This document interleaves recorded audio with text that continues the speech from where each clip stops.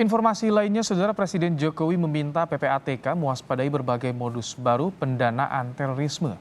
Salah satunya membuat gebrakan baru dalam pelayanan digital. Selanjutnya, Presiden Republik Indonesia hadirin dimohon berdiri. Dalam peringatan 20 tahun gerakan anti pencucian uang dan pendanaan terorisme di Istana Negara, Jokowi mendorong PPATK untuk jeli dan bergerak cepat menangani modus baru tindak pidana pencucian uang dan terorisme.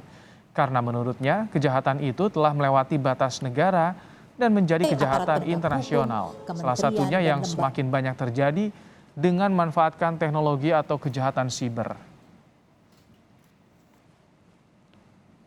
Lakukan antisipasi sedini mungkin di berbagai tingkatan untuk mencegah upaya-upaya yang dapat mengganggu integritas dan stabilitas sistem perekonomian dan sistem keuangan kita, dan mengantisipasi peningkatan kejahatan ekonomi seperti cybercrime dan kejahatan lain yang memanfaatkan kecanggihan teknologi.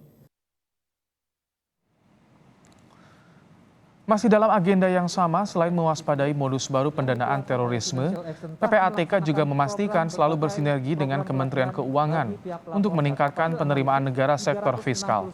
Menurut Kepala PPATK Ivan Yustiavandana, penerimaan negara dari kasus perpajakan hingga akhir tahun lalu mencapai lebih dari 7,4 miliar rupiah.